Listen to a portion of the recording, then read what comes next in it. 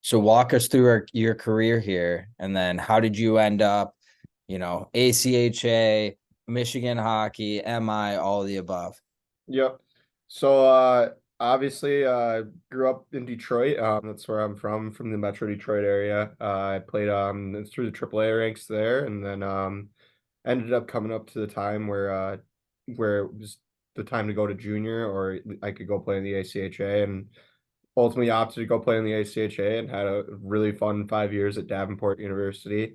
I actually got to play against you when I was growing up there when I was still pretty young, so it was pretty cool to get to go to Bird.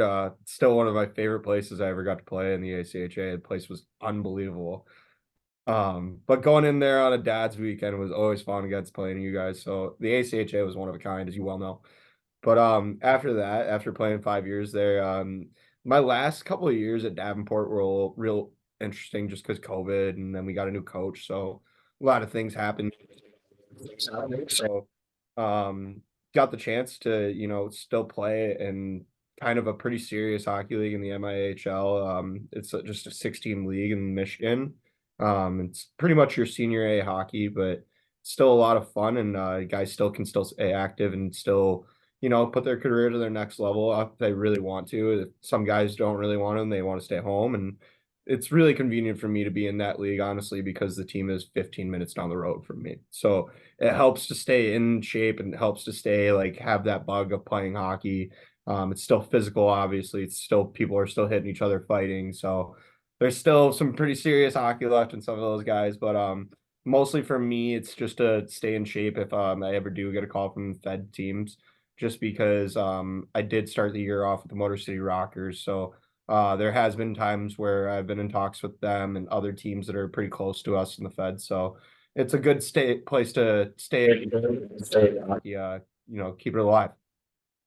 Man, so I'm down in Florida. If we had like a, semi-pro league down here in Florida, I would for sure be rocking that. Oh, dude, it's so much fun. There's only been 3 seasons that I know of that they've had a champion, and it's been the same champion. There's a team out in Muskegon that's pretty good. They have a bunch of ex-Fed guys, a lot of guys that played for Motor City, but they're all guys from pretty much the Grand Rapids area, and they're really good hockey team. But it's a 16 league. Travel's relatively easy. I mean, there's nothing more than 2 hours. I mean, we're doing the UP trip and with interleague, so it's a whole different league that we're playing. It's 2 exhibition games just for a travel fun trip. But other than that, like it's pretty good. There's still some guys that are trying to go some places, and guys get called up all the time. So I actually got like a message on Facebook, and I think the guy probably thought I was in Ohio or something, or was yeah, just unsure of where I was at in my career, and was like, "Hey, we're looking for, to fill a roster spot, get a guy in here. Would you be interested?" I was yeah, already in Florida, so it didn't make yeah, sense, but yeah. No, that's there's awesome. league up in there too now, but I guess that's our league is the leader right now. There's some new league called the UHL that they're trying to make the U-Haul again, but it's in its baby steps. That's for damn sure. Hmm. Yeah, cool. All right, let's see. What was it like playing for the Motor City Rockers this year? That was a really cool experience. I made it through their training camp. I mean, as well as I do as a hockey guy, you see, oh, free agent camp, whether it's a junior or a professional thing, like your mind instantly kind of goes to like, oh, it might be a money grab. It's kind of a waste of my time. But like, I was in talks with the Carolina Thunderbirds for a little bit, and that just didn't seem feasible as far as a financial standpoint of me going down there and going to their training camp, not really having a guarantee. So I ended up doing the free agent camp with Motor City after a year with the Sharks, and made it through that, and then got to play in their first game. So after that, unfortunately, got sent down. The guy came back from Southern Pro League, but it was a really cool experience just to see firsthand how that league runs, just because I was very interested to see how the Fed is and how professional it can be. And it really was a professional experience going into Port Huron. It was a pretty much sold out game, and it was in the middle of like, it was just in the middle of a month, no certain like fun time to a game or anything like that. So it's still a very professional area to be in. And that was something that was really cool for my experience. Like I've never really played in front of a $5,000 or 5,000 person like fan base. So that was pretty cool to be in that type of environment and just feel it that way. Also, just to get to talk to some guys. I think the guy that I sat next to had played all over the world. Like had played in the England League, had played in Europe, had played in all the minor pro over here in North America. So just to get to pick his brain and all that was pretty cool too. So overall, the experience was great. Yeah, when I went and played in Binghamton, I mean, there's guys that are, looking to climb the ranks. There's also guys that have played, in the AHL or East Coast that maybe are from Right. that area or just later on in their career, but still want to play competitive hockey. And Yep. I was actually like, impressed, surprised, like you were treated like a pro. Players Yep. were good. I think that maybe it wasn't as skilled. Like there was Yeah. half the guys that were, really skilled and then that could have gone up, and then half the guys that just maybe weren't as skilled but were tough and could play hard. So it really Yeah. was like a good experience and you are treated like a pro. And it's crazy to hear some of like the setups that those like the main guys get, like the guys that are there, they're like the guys that stick on their roster, like that they know they're staying there all year. Like their setups sometimes are crazy. So like some of the guys I heard in Carolina, like Gus Ford and all that, like those guys have some sweet setups I've heard. I'm sure the But like apartment. they're good enough to go up to play in the SP or even maybe the coast, but like they're like, no, I'm cool here because Yeah. they're getting taken care of so well. So it's cool to see that at least. Yeah, definitely. Yeah, you've got to be someone that's willing to stick with the team, Yeah.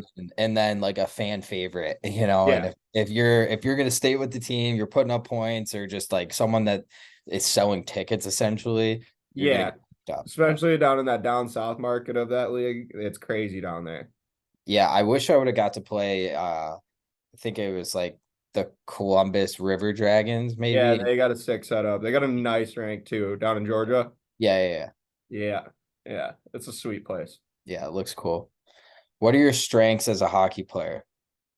Mostly my vision. I just really see the ice well. I mean, I grew up in a hockey rink. I mean, had to learn something at some point, right? Just learning the game that way. You just know it from such a young age. Like you just know where people are going to be. So just knowing what the simple play is at first, it kind of helps you make the more advanced play. So just having that vision, it's always good to be a good breakout pass. I'm never going to be really a scorer or anything, but just knowing where to put the puck and where to be at the right times and just reading it. So really kind of just hockey IQ. I mean, that's kind of how it's always been with my family. I mean, I got two other brothers, as you well know, that play. It was always just day one of just making sure you're a smart hockey player, not out of position, not being somewhere you're not supposed to be, or making a shot that isn't there, making the right passes. So just making all the right plays and having the hockey IQ, I would say, is the number one strength that I do have. Just having fun out there too, though. So Hockey can be a very simple game if you yeah, don't overthink it. If you make yeah, that right first pass, you're in position. But once you start overthinking, that's when yeah. hockey's complicated. But if you Oh play yeah. easy, play smart, I mean, it's gonna reward you. It's very simple to just go high off the glass. Yeah, It's for sure. Coach isn't gonna bench you if you get the puck out. It's like, hey, right. we're getting hemmed in our zone. I'll go high off the glass. Let's get a change. I did my job. Perfect. Yep. I have my guy. Yeah, and my guy, that is just classic. Yep. Have you ever done a Minnesota Mile? Yeah. God damn it. I hate those things, man. Those things are the worst. I was Coach, trying to explain those to my I was actually that's funny you brought that up. I was actually trying to explain to my girlfriend how that works and she was like, "Oh my God." Like because I got it like to the I was like, "All right, now you go back to the red line and then you come back and then you go around." And then she's like, "Oh, I did not see that coming." And I was like, "Yeah, that's the part that sucks." yeah, I remember the first one I did. We did them when we were kids, but your memory kind of fades you. And then junior hockey, I was playing for Marty Quarters, and he's a Yep. Michigan guy. Yeah. Um, he he had us do the Minnesota Mile, and it's like, all right, like, yeah, you go around and you come back, and like, you think you're done. When you're doing the ladder, like you think you're done, and they're like, oh no, we have to like go back now too. It's Yeah, no, just, it's tough. is it safe to say that the Minnesota Mile is your least favorite hockey drill?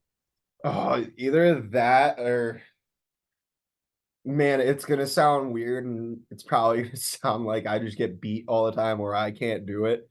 But I don't like a one-on-one drill in practice. Like it's not to me for some reason, like the way I play hockey, it's not how I would play a normal hockey game. Like I'm not gonna have the normal gap I would if it's just a one-on-one. Like I normally have my D partner helping me out. Like he's got another guy. Like there's usually five guys on the ice at all the times for each side. So like it's just though any drill like that, or I mean, you'll probably know what I'm talking about, but like any one-on-one drill that like the D have to like start and you have to like do a stop and start and it just screws them and you're just getting flat-footed as a defenseman. I hate them because you just get screwed for straight 20 minutes and you're just like, all right, well, this is no fun. Would you rather do the one-on-one that's like what you're talking about, where it's full ice, forward starts in one corner, goes around the net, and then D goes from this dot to the boards, back to the dot, and play the long one-on-one? Or would you rather do the end zone for one-on-ones? Probably the end zone one where you're going to each corner. Yeah. Yeah. Oh yeah, 100%. At least that one, like it's kind of feasible. Like at least like somebody's trying to walk it out from your corner, you're on that side. Like because that's how I think of like the D zone. Like you're in your own quadrant. Like so if I'm the left D, I have that. That's my slice of the pie. That's how I've always looked at the D zone. That's my slice of the corner. Like so that's my side. So like that drill makes sense to me if you come to the back to each side, and especially as me like I play D and forward, so like that helps me to like work on my angling of like going up to the top guy if I have to go up there. Like it just that makes more sense to me. That would be way easier, but like the full ice, like they start in the corner, D's got to get around the circle and then they got to catch them and gap up. It's like that's just not realistic to me. Like that's just more of like, all right, we're gonna screw somebody here. Yeah, definitely. I used to love that drill um if you kind of had speed on the defenseman and then you could toss it off the boards and Yeah, skate around and they had to pivot and it was so unfair. Or if yeah, they were playing you tight and then you get over the blue and you hit a punch stop and then now the gap is just completely messed up and you have all the time in the world to separate and head to the net. Yeah. right. I mean, it was one thing like when we were kids, like you could kind of like catch a couple people, but like now at this level, like anyone I skate with, like you're getting burned up 10 times out of 10 now. Like it's not happening. Yeah, especially because now a lot of forwards are, watching McDavid skate and Yeah, the rest of the league, like hitting those quick crossovers, being able to gain speed, change yeah, direction really quickly. So yeah, that's yeah. definitely it's a forwards drill in The those. forwards drill for sure. What do you think your favorite drill is? Um, Big fan of either just always a good fan of a flow drill. I love a Canada Cup. The breakout drill, the two guys. But probably the 4-on-2 drill where you're in the end zone and you have the two nets. It's basically power play and penalty kill game. Yeah, the power play drill. Yeah. Yeah, love that game. That's my probably my favorite drill in the Do you world. like being on the four or the two? Four. All right, power Two's play guy. fun. Two is fun if you can be on top. If you're at the bottom of that thing, it's treacherous territory to be in. One, if you're wearing a visor, but it's also just like you don't really like. It's such a weird spot to be in because you're like, I don't know which guy to grab. Like, because you're like, I can take the shot, but then he's just gonna pass as soon as that happens. But if you don't take the shot, then you just look like you're doing nothing. So like your hands are really tied there, but like at least you can be up top and have like an active stick. But being the two sucks, but I do love being the four and love being up top on the four at least.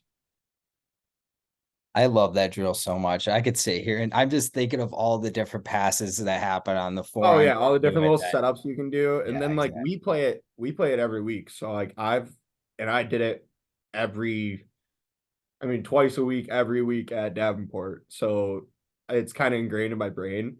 So like the plays I've figured out how to do with like working with a corner, like I wish there was a corner on a power play like that, because I would be sick at it.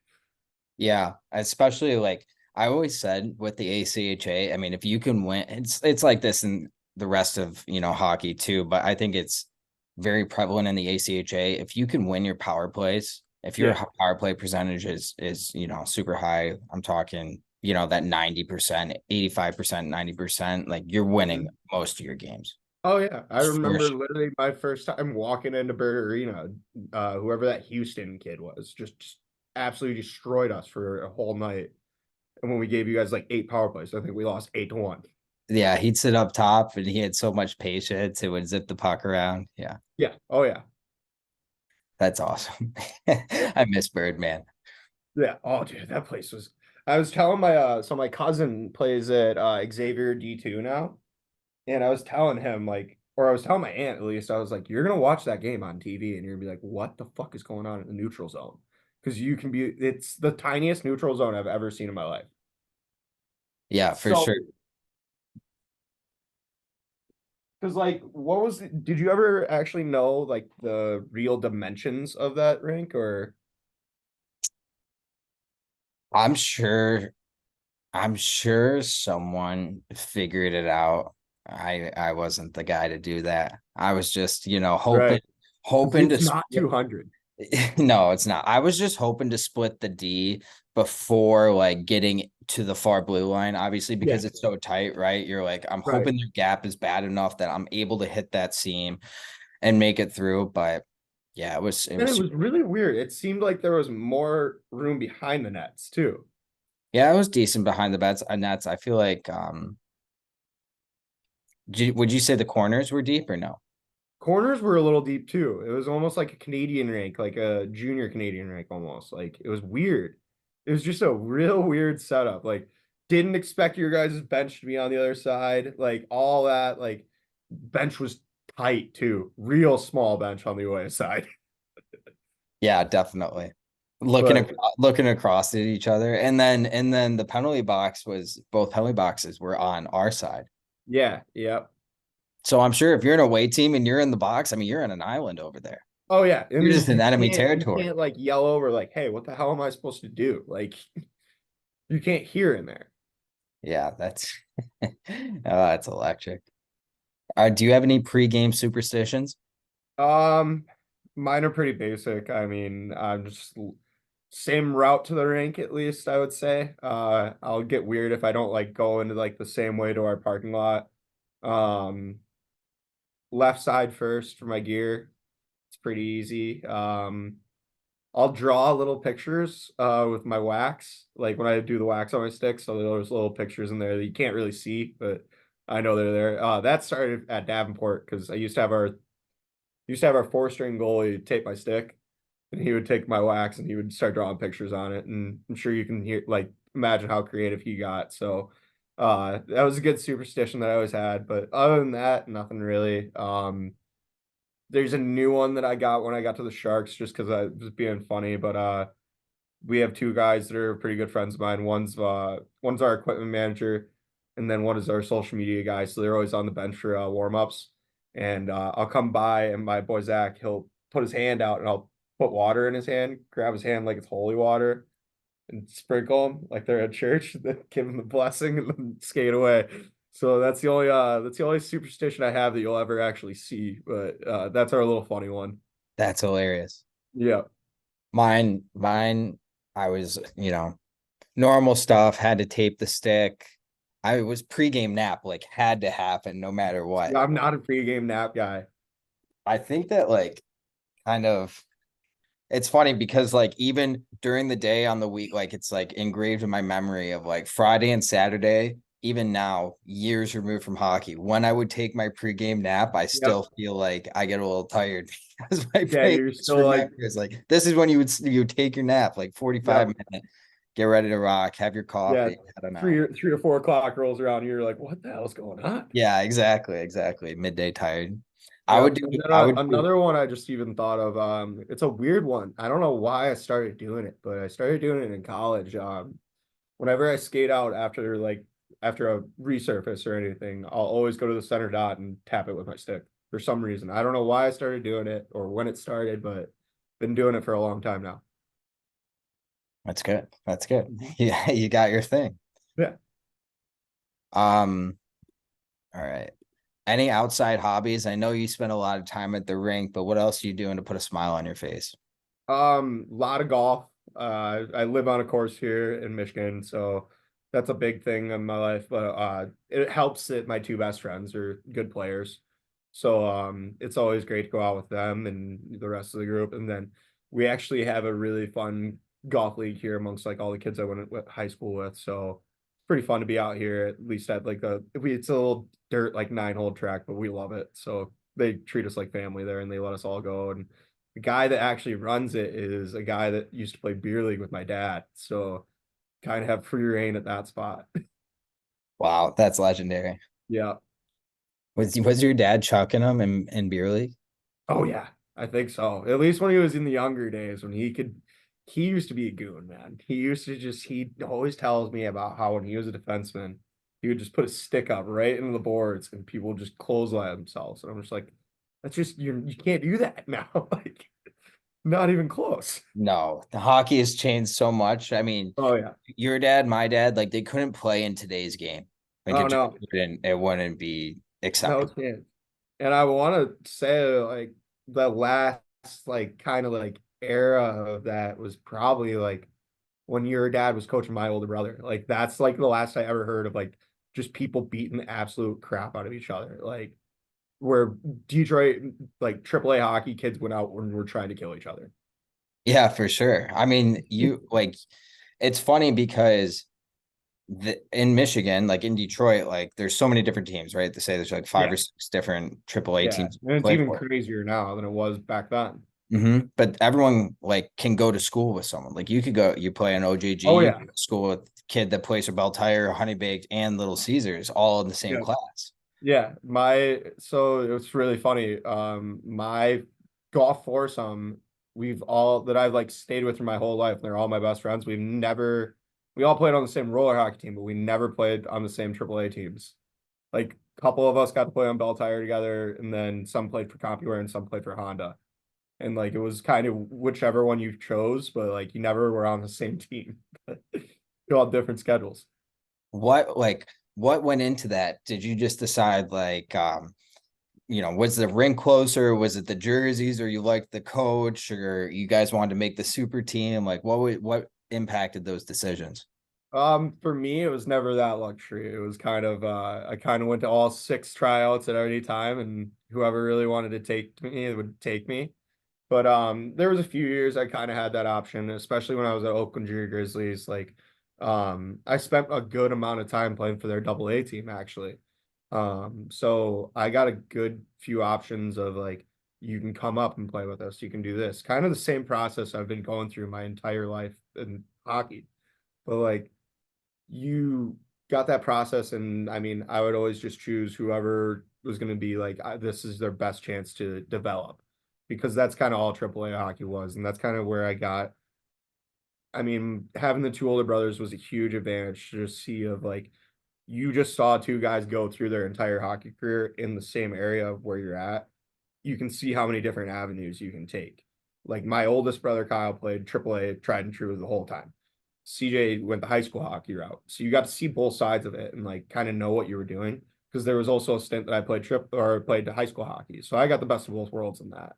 So it was really just kind of wherever I could develop and wherever else was the best opportunity and getting exposure at least. So like that's kind of where like the Victory Hondas and the Oakland Grizzlies come in because of all the showcases, and obviously the name's pretty famous too. So Yeah, definitely. So you went to Milford. yes, yep. How was that? I had a brief stint at Catholic Central, found out the place wasn't for me, and then went to Milford and found out that that was really the place for me because it was just more of a it was around people that I knew and I grew up with, and just being back there. But it is a small little town school, so not as many kids as you would think. I think we only had like 500 in my graduating class.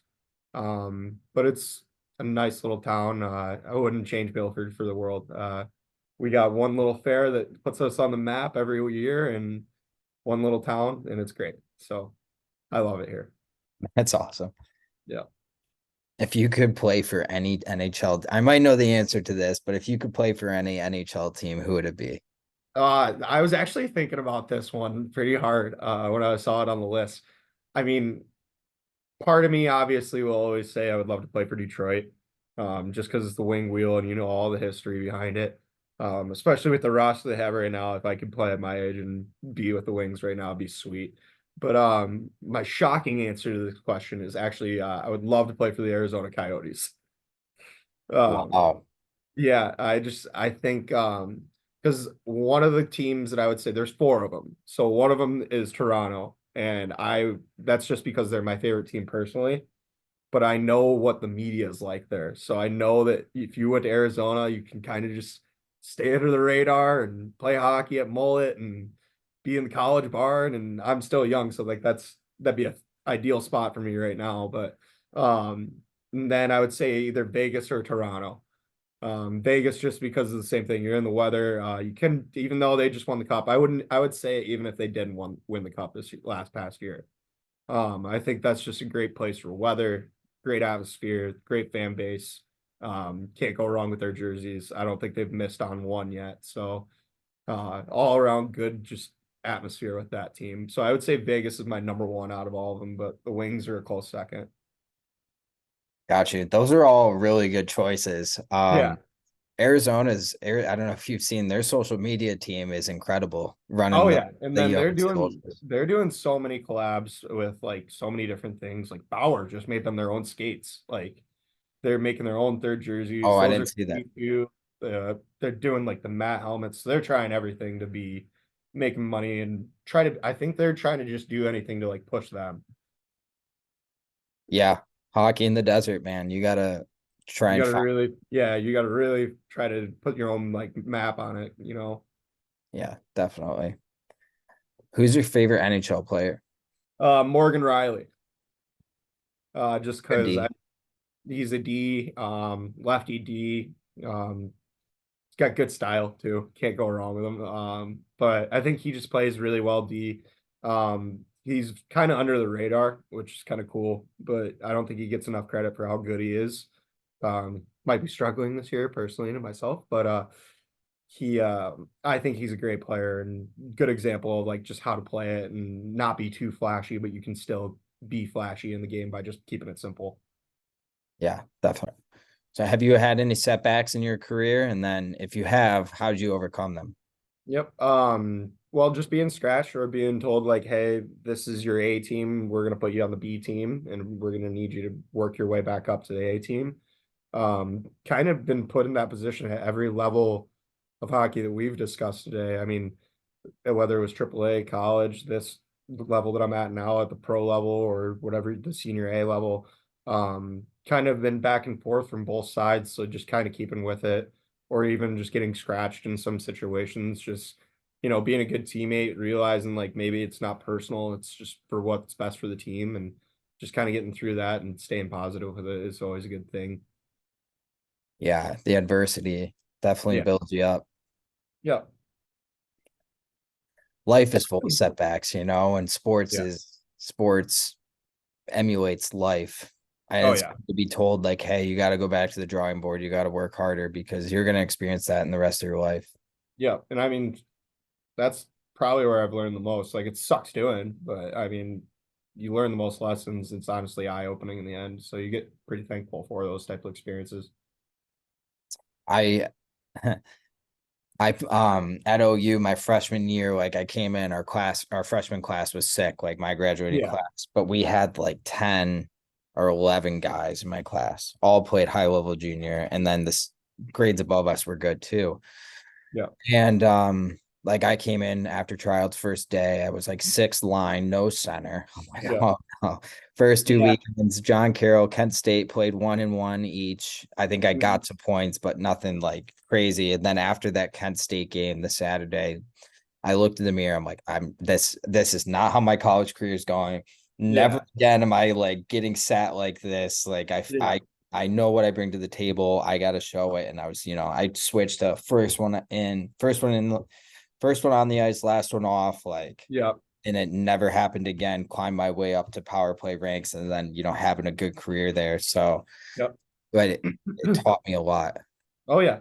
Yeah. No, it definitely teaches you and it opens your eyes and it definitely keeps the ego away, like you kind of just keep going and you just believe in yourself, but you're not like cocky about it. You just kind of go out and do it. Yeah, definitely. What do you hope to accomplish by the end of your hockey career? Man, I just want to have fun. Honestly, that's the only reason I keep playing the game. Like, I was talking about it with one of my buddies, just like, what do you really want out of it? I mean, just to keep playing hockey. It's 15 minutes down the road for me with the Sharks. And then on top of it, like, I don't have to pay to play for the Sharks. Like, they pay for my ice. They're paying for this trip that we're going on this weekend. Like, it's all good stuff to be a part of and still be able to be a part of it. And we only skate once a week, 2 games on the weekend usually, but it's also still a great spot to be to possibly advance my career. I'm not looking to really do it and like seek it out like I was before. But I mean, if the team comes calling, then it's great. I can go up and I can play at that level and then we can see what happens. So there's really no ceiling or floor for what I want to accomplish by the end of it. Whatever kind of happens, happens wherever the chips fall, but would always love to go to the next level. I'm never going to say no to that, but it's just cool to be where I'm at and hopefully win a championship with this team that I'm with and conquer some demons with our team because we've lost in the last 2 years in the finals against the same team. So it'd be cool to be a part of that group that gets it done for this side of the state in that league and bring home a championship. The revenge tour. Yeah, pretty much. Yep. Who would you say the hockey GOAT is? I'm biased with Gordie Howe, but obviously he played in a whole different era.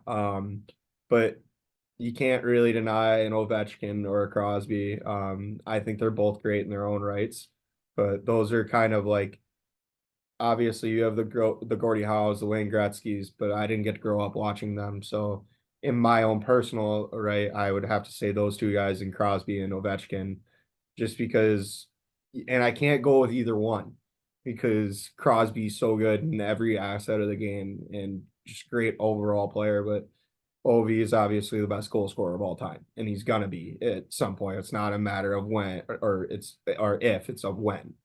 So, but Ovi also doesn't move from one spot. Like if you look at that guy's heat map, it's from one spot. So I get it where he's got just a bullet and he can play, but he is also the Russian machine. Like he's running through you. So I think those two guys are great, but Crosby's just it's their yin and yang of being the GOAT, kind of. They're the best of both worlds.